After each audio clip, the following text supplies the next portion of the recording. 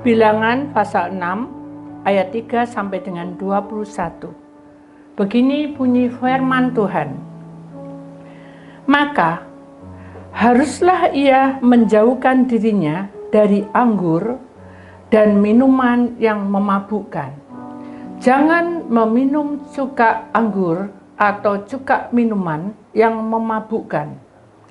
Dan jangan meminum sesuatu minuman yang dibuat dari buah anggur, dan jangan memakan buah anggur baik yang segar maupun yang kering.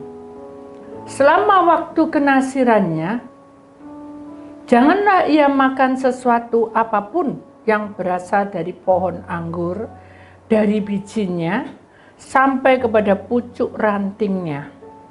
Selama waktu nasarnya sebagai orang nasir, janganlah pisau cukur lalu di kepalanya.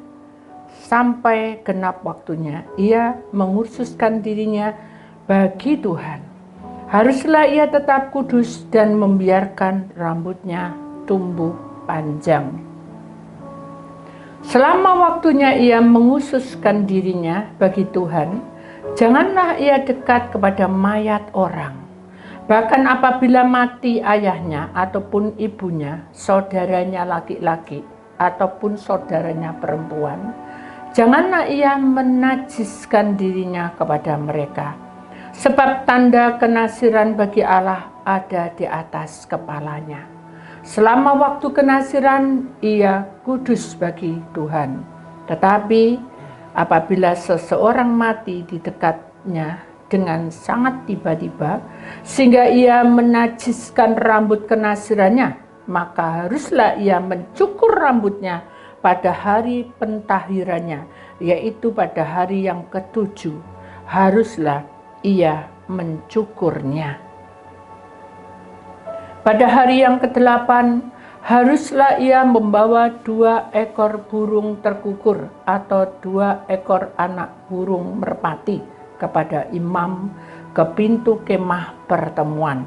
Maka haruslah imam mengolah yang seekor menjadi korban penghapus dosa dan yang lain menjadi korban bakaran dan mengadakan perdamaian bagi dia. Oleh karena dia telah berdosa dengan berada dekat mayat, maka hari itu juga ia harus menguduskannya kepalanya dan menghususkan waktu kenasirannya bagi Tuhan. Ia harus membawa seekor domba jantan berumur 1 tahun menjadi korban penebusan salah. Hari-hari sudah lewat, dianggap batal karena rambut kenasirannya telah menjadi najis. Dan inilah hukum tentang seorang nasir. Apabila waktu kenasirannya genap, ia harus dibawa ke pintu kemah pertemuan. Dan ia harus mempersembahkan sebagai persembahannya kepada Tuhan seekor domba jantan berumur 1 tahun yang tidak bercela untuk korban bakaran, dan seekor domba betina berumur 1 tahun yang tidak bercela untuk korban penghapus dosa, dan seekor domba jantan yang tidak bercela untuk korban keselamatan. Juga sebaku roti yang tidak beragi, yakni roti bundar dari tepung yang terbaik yang diolah dengan minyak, dan roti tipis yang tidak beragi dioles dengan minyak, serta dengan korban sajian dan korban-korban curahan. Lalu haruslah imam membawa semuanya itu ke hadapan Tuhan dan mengolah korban penghapus dosa dan korban bakarannya. Domba jantan itu haruslah diolahnya sebagai korban keselamatan bagi Tuhan beserta sebaku roti yang tidak beragi itu. Juga haruslah imam mengolah korban sajian dan korban curahannya. Maka haruslah orang nasir itu mencukur rambut kenasirannya di depan pintu kemah pertemuan, lalu mengambil rambut kenasirannya itu dan melemparkan ke dalam api yang di bawah korban keselamatan. Imam haruslah mengambil paha depan domba jantan itu sesudah dimasak, dan 1 roti bundar yang tidak beragi dari dalam baku dengan 1 roti tipis yang tidak beragi. lalu meletakkannya ke atas telapak tangan orang Nasir itu setelah orang ini mencukur rambut kenasirannya. Kemudian haruslah imam mengunjukkan semuanya itu di kehadapan Tuhan sebagai persembahan unjukan. Semuanya itu menjadi bagian kudus bagi imam, beserta dada, persembahan unjukan dan persembahan paha, persembahan khusus. Sesudah itu barulah mereka orang Nasir itu minum anggur. Itulah hukum tentang orang Nasir yang menasarkan persembahannya kepada Tuhan berdasarkan kenasirannya, belum dihitung apa yang ia mampu mempersembahkan di samping itu. Sesudah dengan bunyi nasar yang diingkarkannya, demikianlah harus dilakukan berdasarkan hukum tentang kenasirannya. Bapak, hari ini kami tahu bahwa ayat panjang sekali dalam pembacaannya, mulai dari ayat 3 sampai dengan 21. Tetapi kami tahu bahwa rancangan yang kau berikan itu sempurna di tengah-tengah kami. Engkau mengurapi kami lebih dari semuanya. Maka itu kami yakin sungguh bahwa rancangan yang kau berikan itu selalu ya dan amin. Proses kehidupan kami adalah milik-Mu dan kuasai kami hingga kami hidup bersama dengan Engkau. Di dalam nama Tuhan Yesus, Putra Allah yang tunggal, mari urapi lidah bibir hamba-Mu, Engkau yang berbicara dan Engkau yang mengutarakannya. Yang percaya, mari kita sama-sama berkata, amin. Beri kemuliaan dan Tuhan, saudara. Silakan duduk kembali. Shalom. Puji Tuhan. Judulnya hari ini adalah harga sebuah nasar di tengah dunia yang penuh dengan kompromi. Nah, saudara, kalau kita bicara tentang nasar, kalau kita secara kasat mata, itu seperti saya bernasar untuk melayani Tuhan seumur hidup saya, itu secara kasat mata. Tetapi ini kita bicara tentang dunia roh, di mana seorang anak Tuhan harus belajar untuk berjanji dengan Tuhan. Belajar, saudara ya, bukan langsung janji, tapi belajar. Kenapa? Karena dunia saat ini mengajarkan bahwa hidup yang baik adalah hidup tanpa batas, ya, tanpa aturan, tanpa komitmen. Dunia berkata, nikmati saja hidup ini dan ikuti saja keinginannya. Jangan terlalu serius dengan Tuhan. Hidup hanya satu kali dan dihabiskan untuk kenikmatan dunia. Tapi berbeda dengan kemauan firman Tuhan atau kerinduan Tuhan.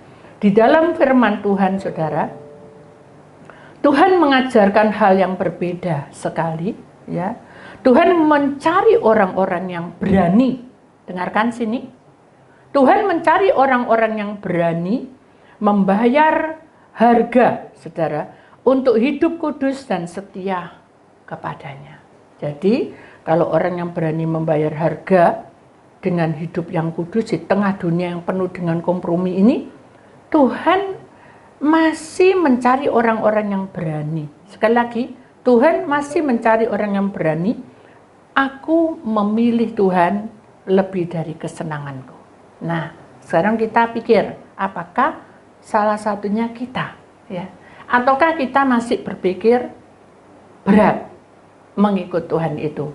Atau juga kita tidak memiliki komitmen, hanya sebatas pelayan Tuhan. Ingat, hari ini dunia akan berkata, sedikit dosa tidak ada apa-apa. Sedikit bohong tidak ada masalah. Sedikit kompromi masih wajar. Nah, itu adalah hukum dunia. Tetapi bukan berarti hukum dunia yang dilakukan ini adalah hukum aja. Itu adalah perjalanan hidup manusia. Manusia itu seringkali berkata seperti itu. Tetapi, saudara, pada intinya, orang yang ikut dengan dekat dengan Tuhan itu harus belajar. Perhatikan, orang yang dekat dengan Tuhan itu harus belajar menjaga batas-batas rohani. Seperti apa batas-batas rohani itu? Contoh ya, saudara, kalau kita sudah waktunya berdoa, kita tidak boleh ngolor waktu. Ya. Kalau waktunya kita pelayanan, kita juga tidak boleh ngolor waktu dalam arti wis kapan-kapan lah bisa Senin sama Rebu. Nah itu. Atau wis kapan-kapan bisa, kan ini aku capek, enggak usah berdoa lah. Nah itu. Jadi kita membatasi hal-hal yang rohani sehingga banyak orang kehilangan urapan. Paham ya? Banyak orang yang kehilangan urapan sehingga dosa itu makin bertambah besar. Ya. Dosa itu tidak langsung segunung, tapi itu perlahan-lahan. Tetapi karena kompromi kecil, terus dibiarkan, akhirnya menjadi besar. Jadi hari ini kita bicara tentang nasar, berbicara tentang identitas kita. Halo? Nasar itu menandakan tentang identitas kita. Kalau kamu mencintai aku, kamu harus tahu apa yang aku harapkan. Itu intinya kayak gitu ya. Jadi hidup itu belajar untuk menyenangkan hati Tuhan.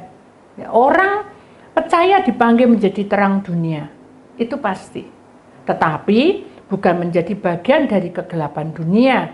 Dipanggil untuk tidak sama dengan dunia. Mengapa? Karena kita adalah saksi-saksi Kristus di dunia ini. Apa? Saksi apa? Saksi Kristus. Kemudian nasar menuntut kesetiaan sampai pada mati kita. Ya saudara, jadi banyak orang memulai dengan api yang besar, ya tetapi tidak semua bertahan. Apa api besar? Itu adalah tantangan yang membuat kita stres, down, dan juga masalah. Ada masalah keluarga, ada masalah keuangan, masalah pekerjaan. Tuhan tidak hanya melihat loh saudara, tetapi dia memulainya juga bagaimana kita mau mengakhiri perjalanan iman kita. Apakah sampai di sini berhenti startnya, males semuanya, ataukah kita tetap berjalan? Kesetiaan itu lebih berharga daripada semangat aja. Jadi semangat yang sesaat. Dulu cinta, sekarang sudah mulai kendor-kendor. Nah itu semangat sesaat. Marilah kita menyadari bahwa ada opah di balik nasar itu. Bukan yang saya katakan ini di dalam dunia roh, saudara ya.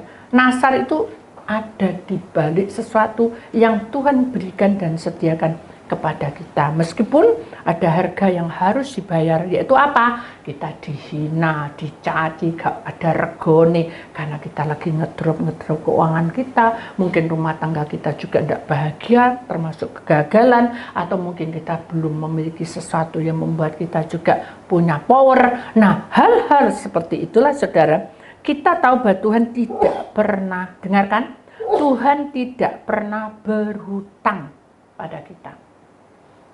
Tuhan itu selalu melihat dan Tuhan selalu mengerti kekudusan yang Tuhan sudah berikan kepada kita. Dia melihat pengorbananmu. Jadi kalau kita tahu kekudusan Tuhan itu ada, berarti kita harus tahu pengorbanan kita pada Tuhan itu seberapa. Karena pengorbanan itu Tuhan tidak pernah, pengorbanan yang kita lakukan, baik waktu kita, baik keuangan kita untuk pelayanan, nama, aku tidak akan sia-siakan. Demikian juga intinya adalah ketika kita lepaskan masalah kita bersama Tuhan, maka semua persoalan itu tidak sebanding dengan kuasanya. Kuasa Tuhan itu lebih dahsyat dan lebih berkuasa. Dia sediakan waktunya yang bagi kita untuk iya dan amin. Itu harus kita imani bahwa harga sebuah nasar adalah kesediaan untuk berkata tidak, aku tidak ikut dunia. Agar apa? Agar perkataan Tuhan itu merasuk dalam hidup kita. Nah, itu mengenai tentang nasar. Sekarang kita bicara di dalam dunia roh mengenai tentang firman Tuhan.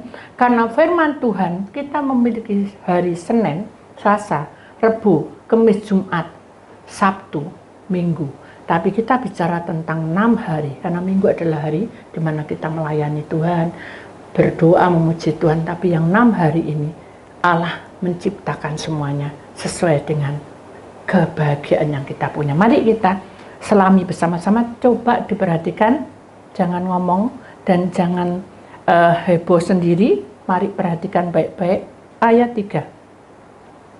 Maka haruslah ia menjauhkan diri, ini tubuh, kita bicara 6 hari tentang tubuh. Kita punya tubuh, punya roh, punya jiwa. Maka haruslah ia menjauhkan diri dari anggur dan minum yang memabukkan. Jangan meminum cuka anggur atau cuka minuman yang memabukkan, dan jangan meminum sesuatu minuman yang dibuat dari buah anggur, dan jangan memakan buah anggur baik yang segar maupun kering. Yang ketiga, itu hari pertama, selama waktu kenasaran, janganlah ia makan sesuatu apapun yang berasal dari pohon anggur dan bijinya sampai kepada pucuk rantingnya. Itu hari yang kedua. Selama waktu nasar sebagai orang nasir, janganlah pisau cukur lalu di kepalanya sampai genap waktunya ia mengusukkan dirinya bagi Tuhan. Haruslah ia tetap kudus dan membiarkan rambutnya tumbuh panjang. Itu hari yang ketiga.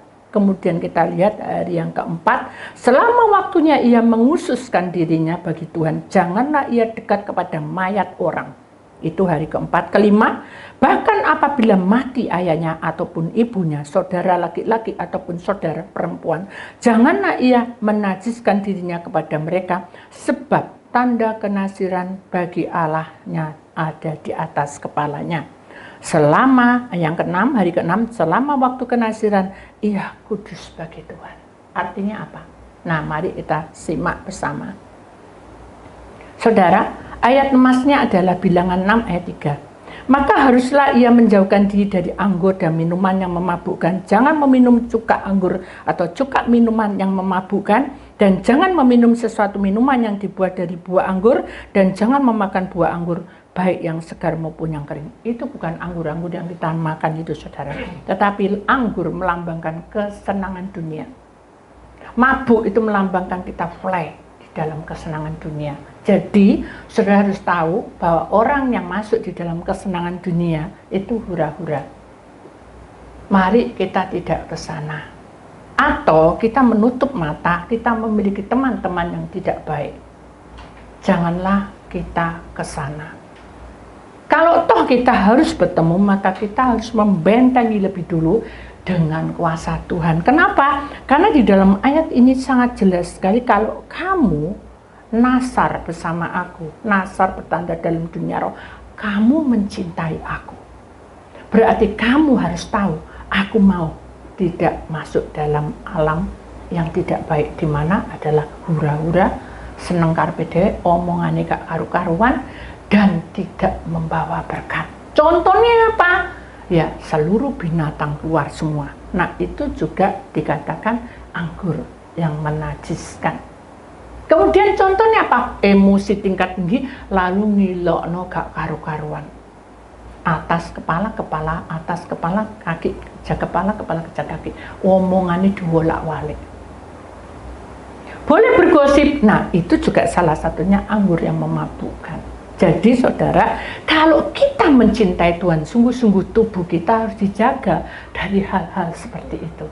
Mengapa di sini dikatakan selama kamu bernasar, kamu jangan pisau cukur di atas atau di kepala kita. Nah, saya kan sering katakan pada saudara, kalau kamu pelepasan 3 kali, memorimu masih ada, maka kamu harus membawa gunting yang baru dan rambut harus dipotong. Bukan di salon.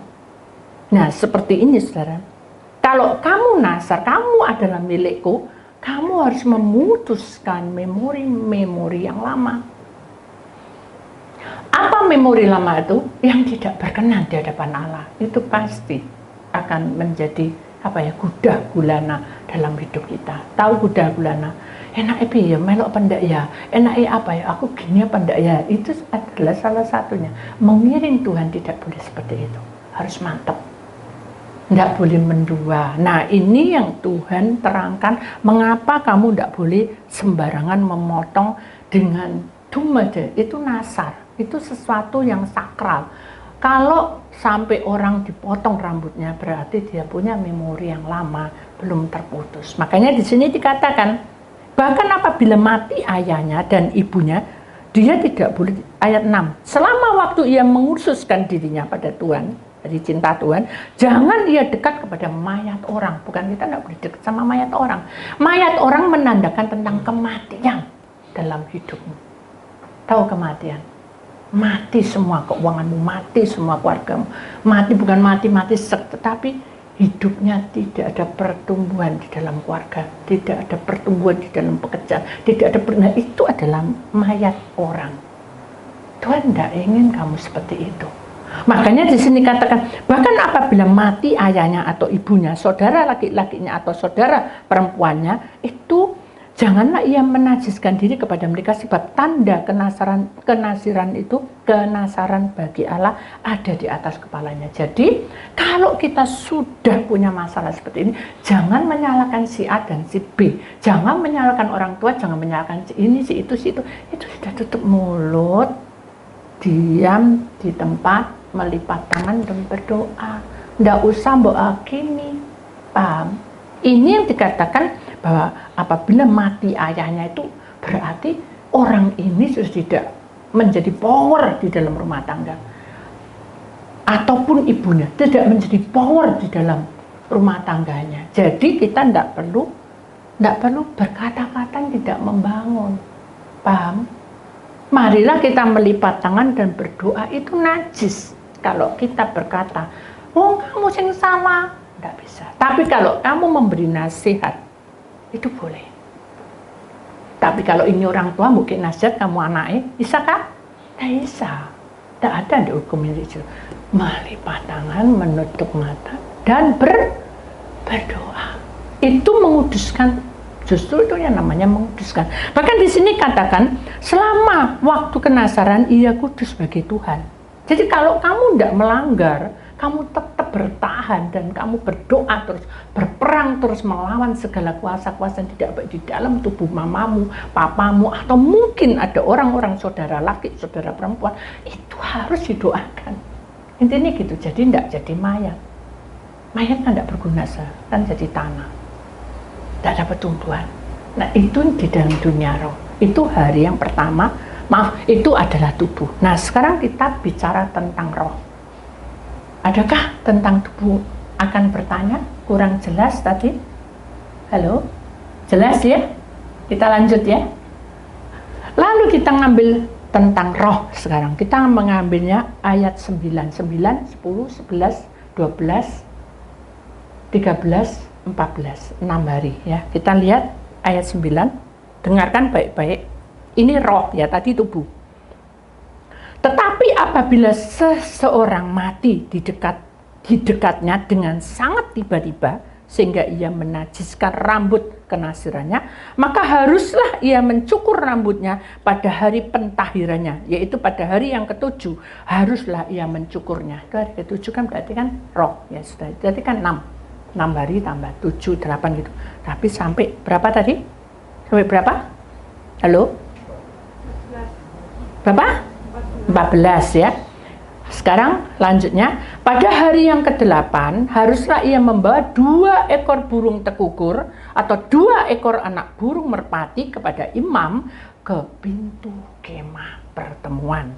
Maka haruslah imam mengolah yang seekor menjadi korban penghapus dosa dan yang lain menjadi korban bakaran dan mengadakan perdamaian bagi dia, oleh karena dia telah berdosa dengan berada dekat mayat. Pada hari itu juga ia harus menguduskan kepalanya. Lalu yang lanjutnya 12, dan mengkursuskan waktu kenasaran bagi Tuhan. Ia harus membawa seekor domba jantan berumur 1 tahun menjadi korban penebusan salah. Hari-hari yang sudah lewat dianggap batal karena rambut kenasarannya telah menjadi najis. Lalu yang ke-13, dan inilah hukum tentang seorang nasir, apabila waktu kenasarannya genap, ia harus dibawa ke pintu kemah pertemuan dan ia harus mempersembahkan sebagai persembahannya kepada Tuhan seekor domba jantan berumur 1 tahun yang tidak bercela untuk korban bakaran dan seekor domba betina berumur 1 tahun yang tidak bercela untuk korban penghapus dosa dan seekor domba jantan yang tidak bercela untuk korban keselamatan. Nah, saudara perhatikan baik-baik.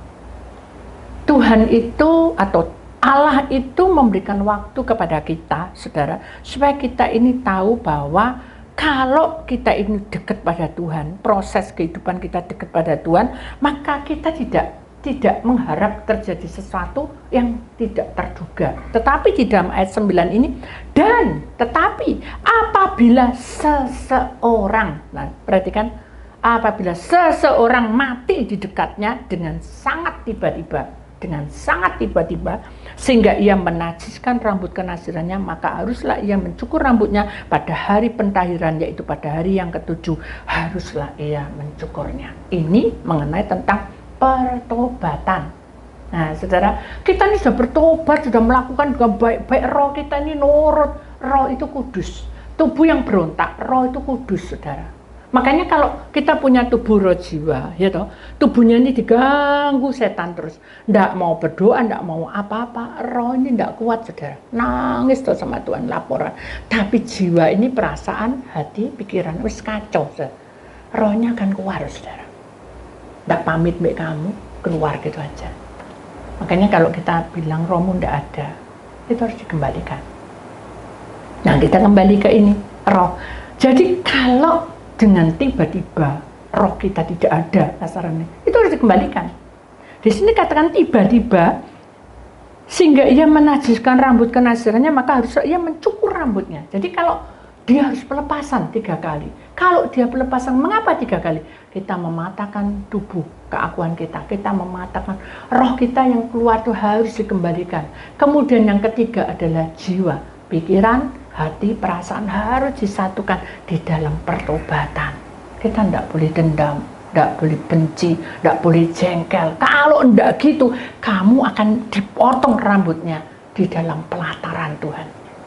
Itu namanya memutuskan memori yang lama yang membuat dosa itu tetap ada, tinggal di dalam loh hatimu. Dan itu tidak bisa. Tidak bisa.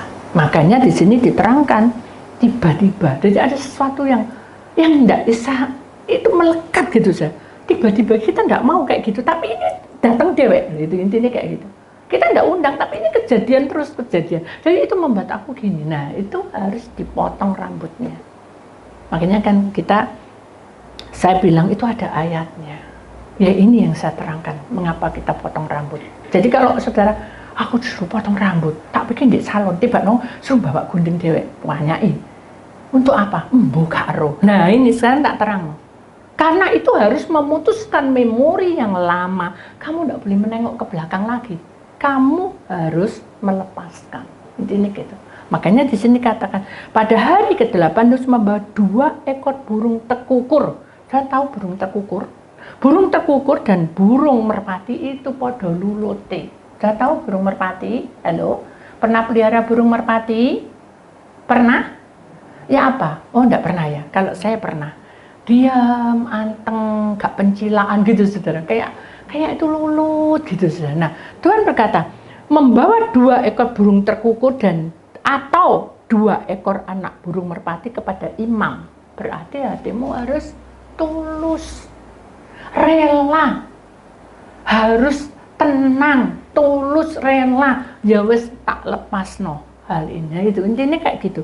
Di pintu kemah perhentian. Jadi saya ketemu imam, saya tidak hanya ketemu mbak imam tok, ketemu mbak pendeta tok, tapi harus di dalam pertemuan, kemah pertemuan. Loh Bu, katanya kemah pertemuan tuh, loh itu bukan kemah pertemuan untuk orang mati, itu kemah perhentian. Beda sudah. Kemah pertemuan itu adalah pelataran Tuhan yang sudah dikuduskan dan orang-orang datang untuk masuk dalam pertobatan. Memori-memori yang tidak baik, kejadian-kejadian tidak baik, itu diputuskan di dalam kemah pertemuan itu. Bu, di kemah pertemuan itu ada apa aja? Ada banyak malaikat yang menyaksikannya. Duh, Ibu kok tahu? Karena saya pernah koma, saudara. Saya itu dulu pendendam. Begitu saya dilepaskan, kenasiran saya betul-betul diputuskan, saya melihat para malaikat itu memuji-muji Tuhan. Setelah dipotong rambutnya, Hosana, haleluya. Itu orang dan jelas sekali, seperti kayak orang pernikahan, lebih meriah lagi. Saya nangis, saudara. Siapa aku ini? Ingat, siapakah aku ini Tuhan? jadi biji matamu. Loh, kalau tidak jadi biji mata Tuhan, kenapa saya bisa ketemu mbak malaikat? Tuhan izinkan. Sama ketika kamu dipotong rambutmu, berarti kamu memutuskan memori yang lama, malaikat itu datang, saudara, menyaksikan. Mari kita menghargai. Makanya di sini katakan, kamu harus membawa burung merpati. Burung itu tulus. Kamu harus tulus memberikan itu semua kepada imam. Ini tak serano sudah, aku berserah, aku mau hidup baru. Intinya kayak gitu. Kemudian di sini katakan, haruslah imam yang mengelola. Hendak Isa, saudara, itu harus seorang hamba Tuhan yang mengelola seekor menjadi korban penghapus dosa, pengampunan dosa, dan yang lain korban bakaran adalah persembahan.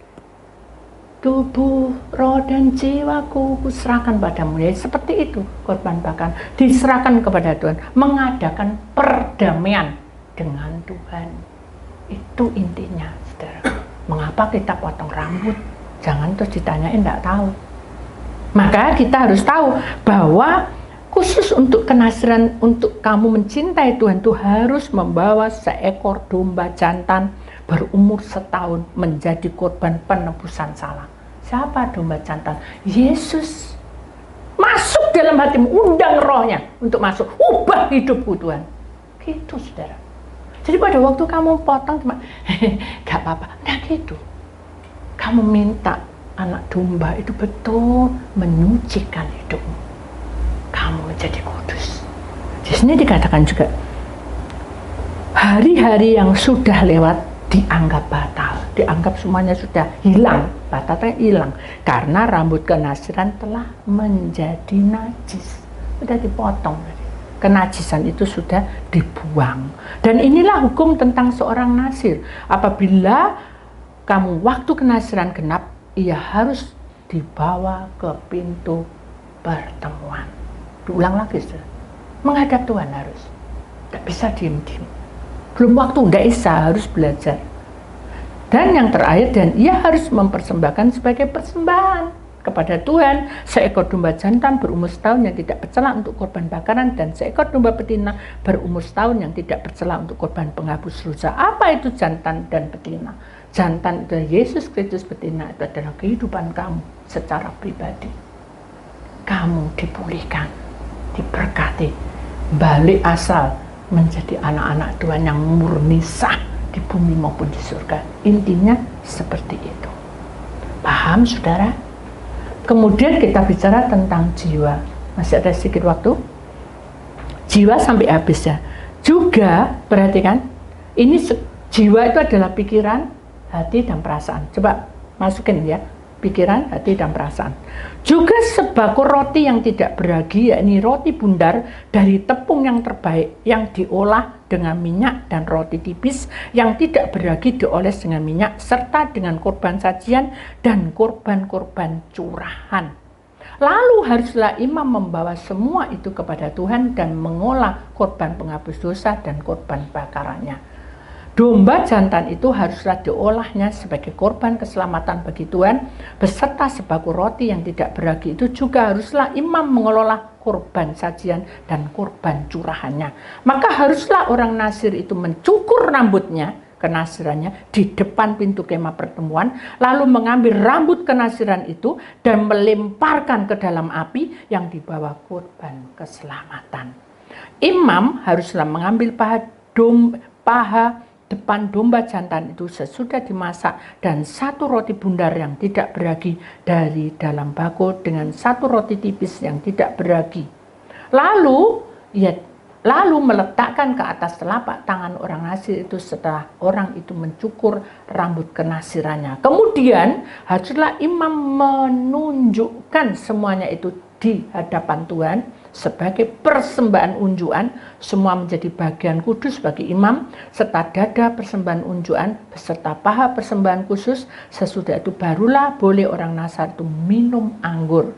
Itulah hukum tentang orang nasir yang menasarkan persembahannya kepada Tuhan berdasarkan kenasirannya, belum dihitung apa yang mampu mempersembahkan di samping itu.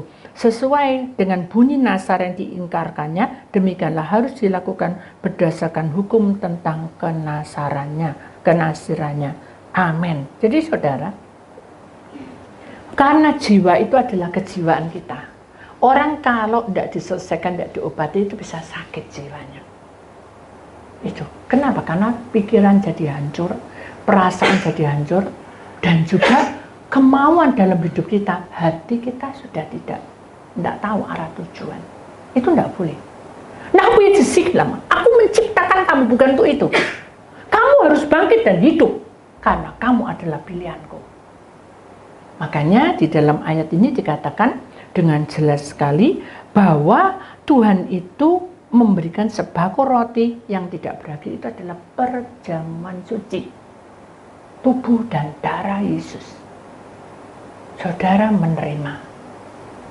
Berarti saudara, Tuhan Allah itu menyiapkan kita luar biasa. Bahkan di sini dikatakan, tidak cukup kamu menerima itu tubuh dan darah Yesus, tetapi aku menghapus semua dosa yang kamu lakukan, yaitu dendam, kebencian, kejengkelan. Domba jantan harusnya diolah sebagai korban keselamatan. Kalau kamu percaya, lambang tubuh dan darah Yesus itu adalah keselamatan bagi setiap orang yang percaya. Kemudian di sini katakan juga, aku juga memberikan beserta sebako roti yang tidak beragi. Itu menandakan tubuh Yesus yang sudah tercabik-cabik untuk kita, dimakotai duri karena pikiran kita yang tidak pas, ditombak, ya kan, lambungnya. Itu juga menandakan tentang kehidupan kita yang munafik, yang tidak mau karepe dhewe. Kadang kita pikiran kita kacau, hati kita kacau, perasaan kita tidak pas. Nah, ini yang Tuhan sudah ambil semuanya. Semua kelemahanmu sudah diambil. Maka haruslah orang Nasir itu mencukur rambut kenasirannya. Jadi kalau kamu percaya penebusan itu menjadi bagiannya, maka kamu akan baru dipotong rambutnya. Kamu dipotong pin 1000 kali, kamu nggak percaya, nggak ngerti arti dari percaya dan cinta Tuhan, ya percuma, saudara. Makanya, saudara, kalau mau perjamuan suci itu periksa hatimu, saudara. Karena apa? Karena ketika kamu dipotong rambut itu dibuang, dilempar di dalam api, itu neraka, saudara. Di dalam api dan dibawa korban keselamatan. Ini sudah jelas, saudara, bukan saya, tapi ini firman. Jadi imam itu harusnya mengambil paha depan domba. Itu menandakan tentang powermu sudah ada. Dan di sini dikatakan sesudah dimasak, satu roti bundar yang tidak beragi dari dalam baku dengan satu roti tipis yang tidak beragi, lalu meletakkan ke atas telapak tangan orang itu, menandakan bahwa ini loh tubuh dan darah Yesus, ambilan, terimaan, dan makanan, inilah tubuhku yang terpecah-pecah bagimu, baru dimakan. Inilah darahku yang tercurah bagimu, baru diminum. Tidak ngawur, sudah. Itu ada artinya. Mari kita imani bahwa kalau kita sudah lakukan itu, imam menunjukkan semua itu di hadapan Tuhan sebagai persembahan unjukan. Itu persembahan yang diberikan dengan sungguh-sungguh menyerahkan diri kepada Tuhan. Itu intinya seperti itu. Makanya kita harus tahu hukum orang Nasir, orang yang percaya itu harus mempersembahkan hidupnya kepada Tuhan. Dan belum dihitung apa yang mampu mempersembahkan di samping kita. Jadi kita belum kehitung pelayanan kita, loh, saudara. Ini hanya tubuh roh jiwa tok loh. Sesuai dengan bunyi Nasar yang diingkarkan. Demikian harus dilakukan berdasarkan hukum tentang kenasaranmu dalam hidup bersama Tuhan. Nah, itu pribadi, tidak bisa sama. Tapi di hadapan Tuhan sama. Itu loh keajaiban Tuhan dan kebijaksanaan Tuhan. Makanya kalau kita tidak kuat, saudara, jangan gedumbel. Kirimkan aku Tuhan, apa? Malaikat penghibur hati. Apalagi? Jiwaku ini untuk jalani hidupku. Jujur, saudara, kita tidak kuat. Benar? Terlalu banyak luka. Jadi kalau saya nyanyi itu mesti mengeluarkan air mata, tapi tidak pura-pura. Karena kita sadar kita tidak bisa sempurna sendiri. Kita harus bangkit, saudara. Kita harus yakin bahwa Tuhan pasti buka jalan. Tuhan pasti ingin menunjukkan karyanya dalam hidup kita. Biarlah Tuhan yang mengatur semuanya dan memberikan jalan yang terbaik dalam kehidupan kita. Amin. Kita jalani seperti Tuhan mau. Itulah firman Tuhan.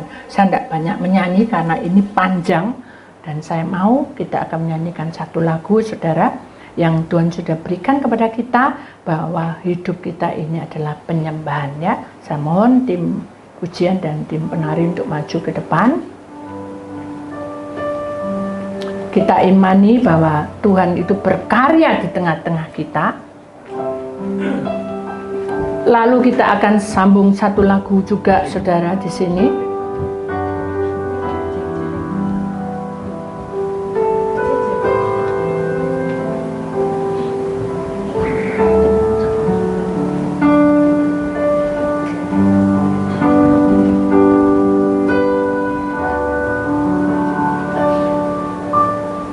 Pujian dan syukurku ku bawa padamu, dengan rendah hati ku persembahkan. Mari kita sadar, saudara, siapa kita sebenarnya. Sadar bila ku ada hanya karena anugerah, bukan karena kekuatanku. Benar, ini pengakuan kami, Tuhan. Ku tahu hidupku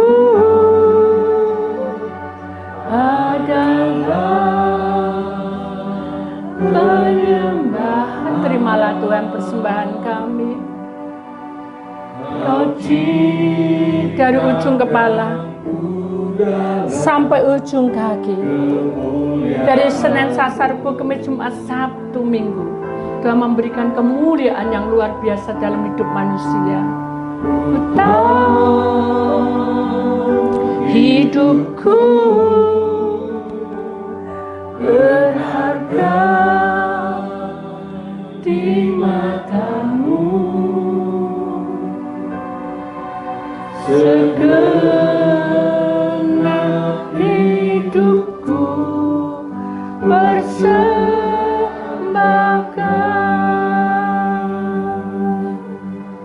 Bapa, hari ini kami datang menghampiri Engkau. Tak ada satupun yang bisa lepas dari jangkauan. Tidak ada yang tersembunyi di hadapan-Mu. Ketika aku mengalami banyak persoalan di dalam dunia ini, hanya Engkaulah Yesus yang aku puja.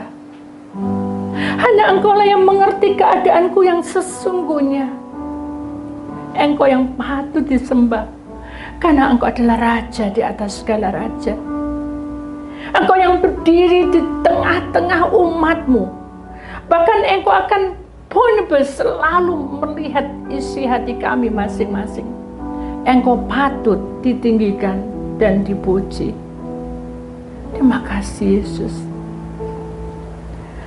Yesus,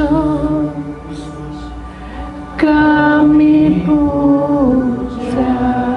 Benar. Kami sembah sebagai Raja, berdiri di tengah kami, ditinggikan dan dipuji. Mari saudara, kita umat menyanyikan bersama-sama. Yesus, kami puja, kami sembah sebagai Raja, Engkau berdiri di tengah-tengah kami,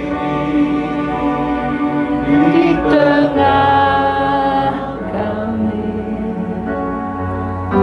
ditinggikan dan dipuji. Mari kita imani saudara. Sembah dan puji penuhi tatamu, sembah dan puji penuhi tatamu, sembah dan puji penuhi tatamu. Yesus Tuhan adalah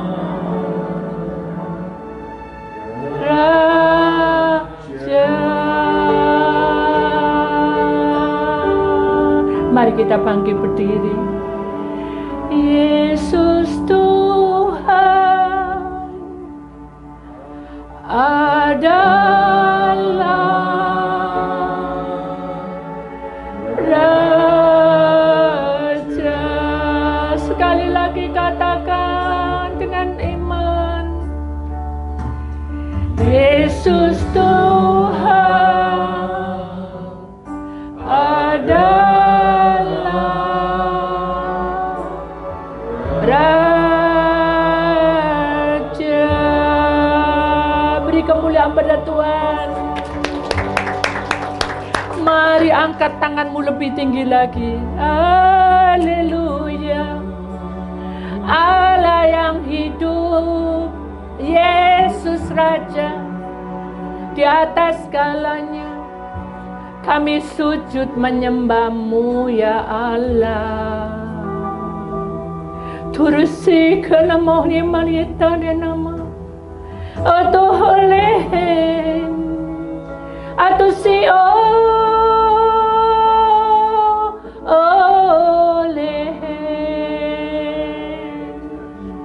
Inilah Tuhan tupuro jiwa kami. Kami sujud menyembah-Mu ya Allah. Hanya Engkau yang bisa menyelidiki hati kami. Engkaulah Allah kami.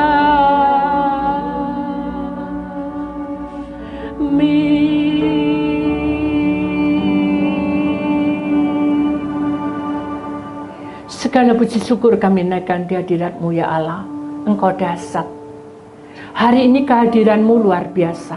Sebentar kami akan menari memuji-muji Engkau. Urapilah yang memimpin dan urapi kami yang menari. Sehingga suasana surga turun memberkati. Suasana surga turun mengurapi. Suasana surga turun memberi kemenangan. Yang sakit Tuhan sembuhkan. Yang punya luka batin Tuhan balut. Yang punya beban berat Tuhan ikut campur tangan. Maka ladang hidupmu diberkati. Ladang rumah tanggamu diberkati. Ladang pelayananmu diberkati. Ladang pekerjaanmu diberkati. Darah Yesus sudah ikut campur tangan.